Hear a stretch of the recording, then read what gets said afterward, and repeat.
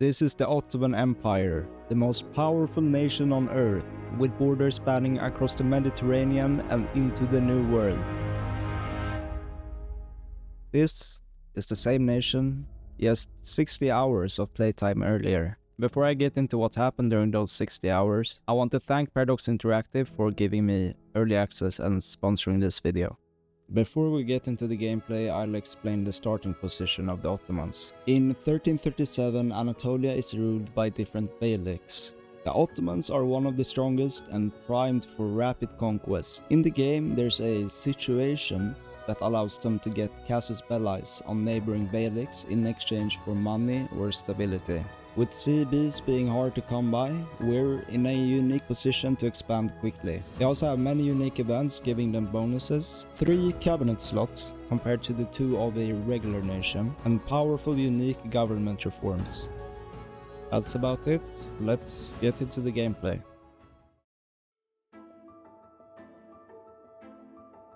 I began by quickly balancing the budget, codifying laws and queuing up research.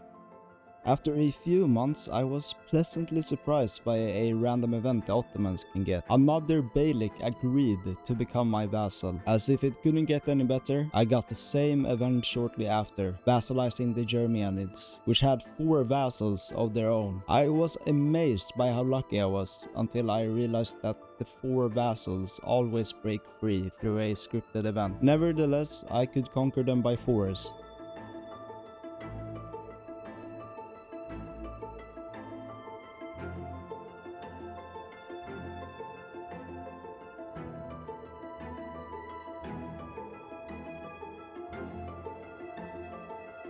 Without any allies to protect them, 2 beyliks were vassalized in quick succession. After just 1 year, I'd acquired 4 sizable subjects that were forced to pay me money and fight in my wars. After taking 2 years to catch my breath, I set my sights on the Aidenids, who were allied to 2 other beyliks. This was very good actually, as I would be able to conquer them as well.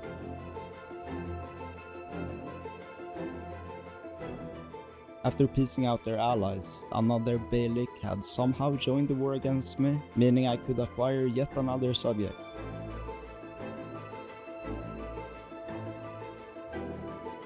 All of Western Anatolia had fallen under my domain in just 5 years. I took this as a sign to relax and develop my economy.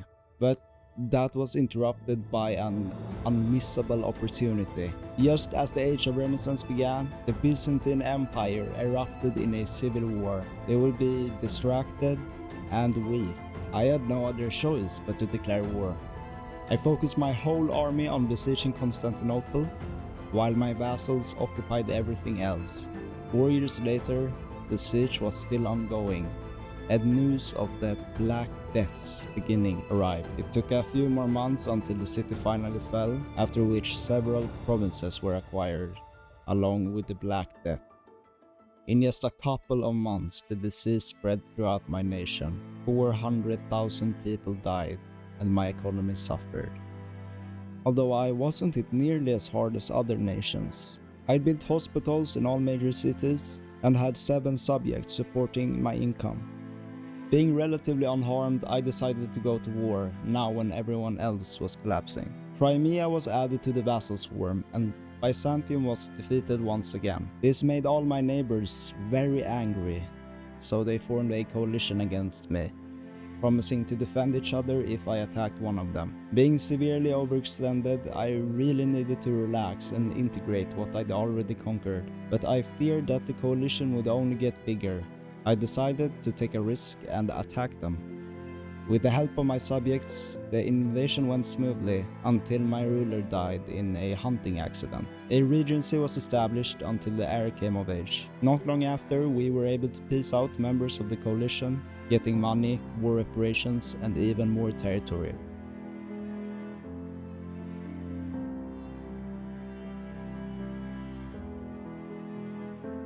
After 4 years, I was at peace again. Right after the treaty was signed, our new ruler, I'll just call him Orhan, came of age. After 26 years of constant war, it was time for consolidation. The first 15 years of his reign were spent at peace, except for quickly exterminating Byzantium. We focused on integrating our newly conquered territory, urbanizing, developing the economy, along with establishing a trade navy and building roads to increase control.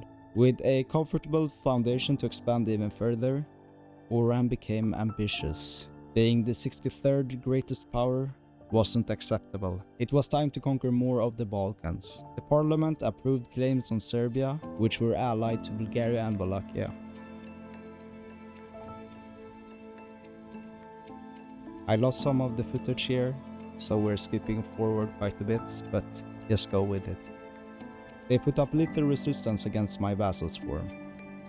And since they are Orthodox, the neighboring Catholic countries wouldn't get angry when I conquered their provinces. So Bulgaria was reduced significantly and Serbia was vassalized.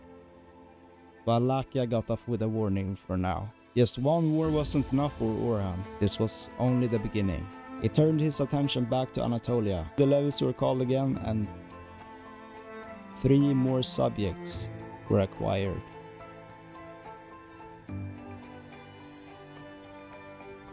The levies didn't get any rest, as Orhan called for a jihad against Georgia.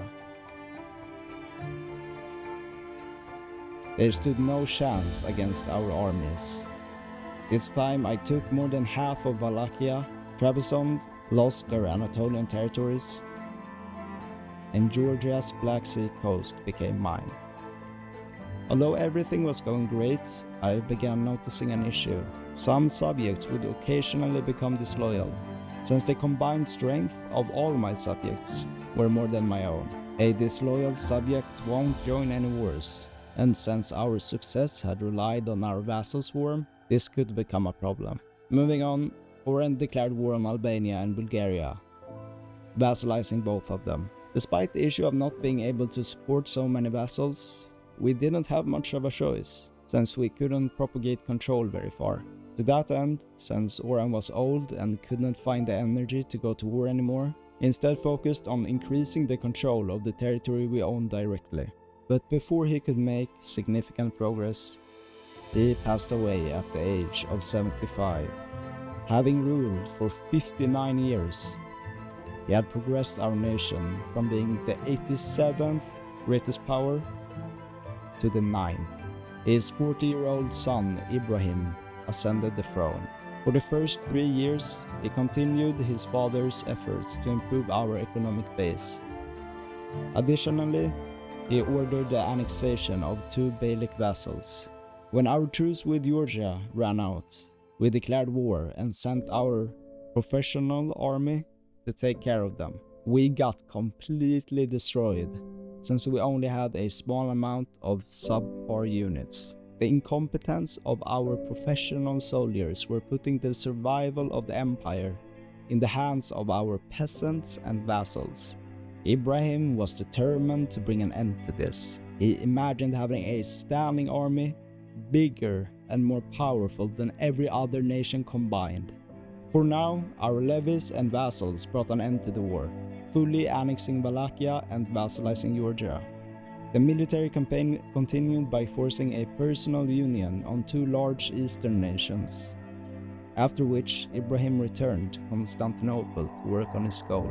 A standing army is expensive as hell, so we needed to greatly increase our income. For 8 years, Ibrahim worked to increase control against the Aegean and Black Sea, as well as building profitable production buildings.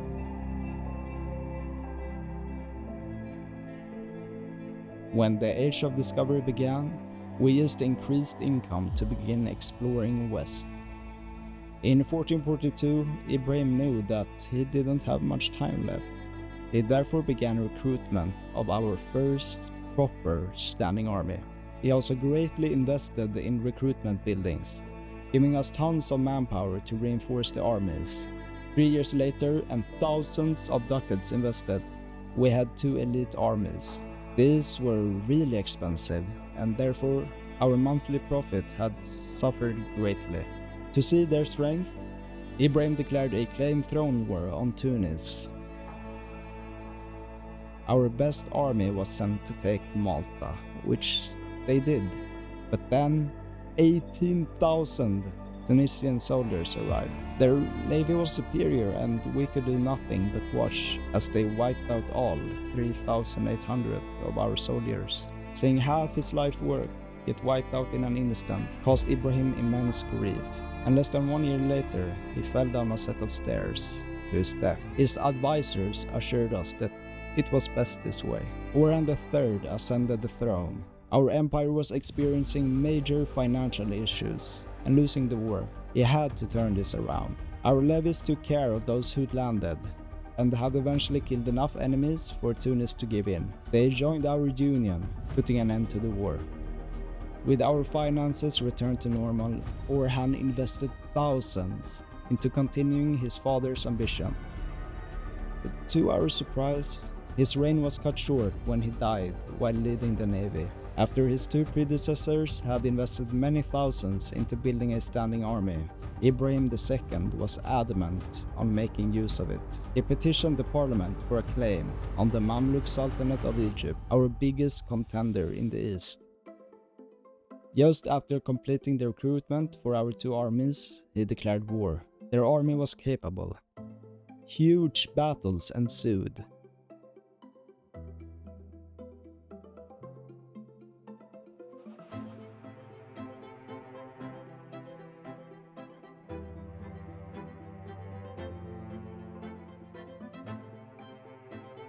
And luckily each one resulted in our victory, although similar losses. With the help of our union member Tunis and our vassals, they eventually accepted peace, handing over the most prosperous part of their nation.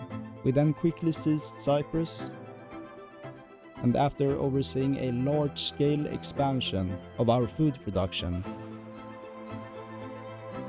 Ibrahim was adamant to take on Hungary, our most powerful enemy in the north. The war turned out to be more difficult than Ibrahim had envisioned.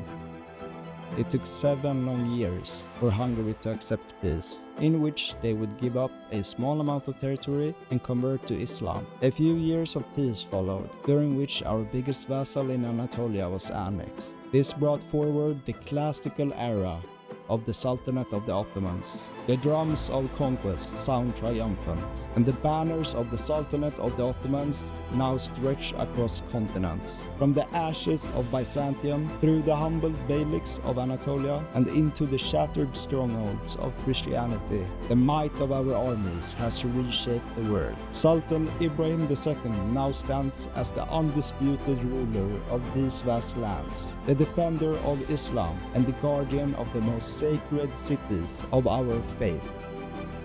We were officially proclaimed as an empire, but not the biggest or most powerful, as France still held that position. Ibrahim II declared them as our rival and set out to overtake them. You'll have to wait for part 2 to find out what happens next. I have a deadline to meet.